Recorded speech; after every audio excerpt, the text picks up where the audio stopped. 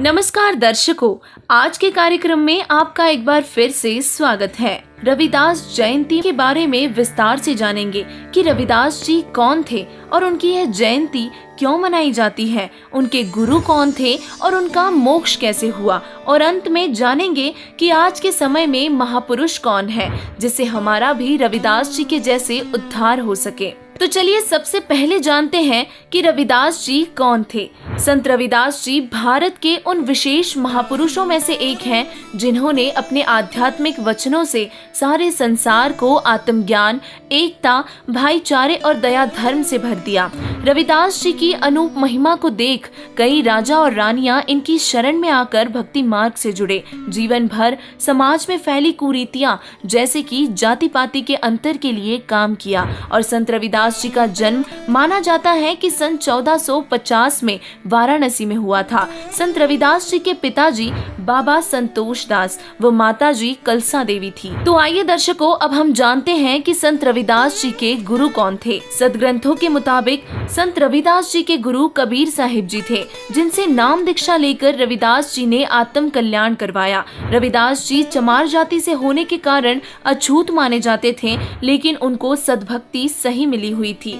तो चलिए अब जानते हैं कि संत रविदास जी का मोक्ष कैसे हुआ। संत रविदास जी का मोक्ष कबीर साहिब जी से प्राप्त सद्भक्ति और सतनाम से हुआ। संत रविदास जी के जीवन से जुड़ी एक घटना आपको बताना जरूरी समझते हैं कि उनके जीवन में एक बार एक ऐसी घटना घटी जिसको अब तक याद किया जाता है। जब रविदास जी अपना कार्य कर रहे थे, उनके पास उनके एक ब्राह्मण पड़ोसी आए और कहने लगे कि चलो गंगा स्नान चलते हैं। तभी संत रविदास जी ने कहा कि आप मेरा 1 रुपया गंगा मैया को देते आना, और यह रुपया तभी देना जब गंगा मैया अपना हाथ बाहर निकालकर इसे स्वीकार करे, अन्यथा वापस ले आना।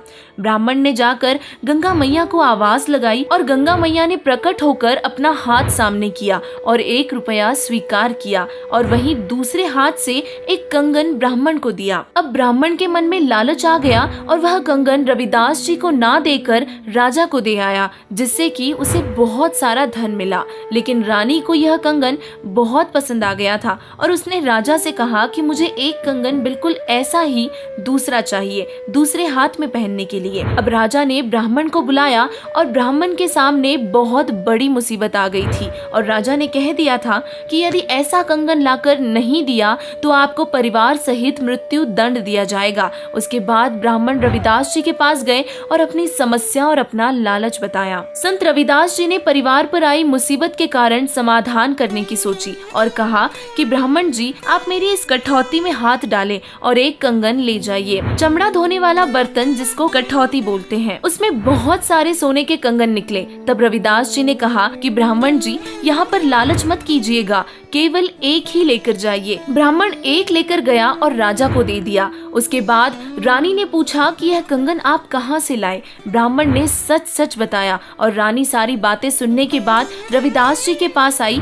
और सद्भक्ति और सद्ज्ञान के लिए प्रार्थना की। अंत में रानी ने रविदास जी से उपदेश प्राप्त किया और उस समय से ये कहावत भी मशहूर है, मन चंगा तो कठौती में गंगा। दर्शकों, अब हम जानते हैं कि आज के समय में हम परमात्मा तक कैसे पहुंच सकते हैं। अब आपको ये जानकर आश्चर्य होगा कि संसार में कबीर साहिब जी के अंश बंदी छोड़ सदगुरु रामपाल जी महाराज जी आए हुए हैं, जो आपको वही सद्भक्ति और सतनाम देकर भक्तों को मोक्ष मार्ग बता रहे हैं। अब आप सभी दर्शकों से हाथ जोड़कर प्रार्थना है कि संत रामपाल जी महाराज जी के सत्संग अवश्य सुने और उनके द्वारा लिखी गई ज्ञान गंगा पुस्तक निशुल्क मंगवाएं। आज के इस कार्यक्रम में बस इतना ही। अगले रविवार फिर मिलेंगे नए मुद्दे के साथ। तब तक के लिए बने रहिए ऐसे न्यूज के साथ। धन्यवाद।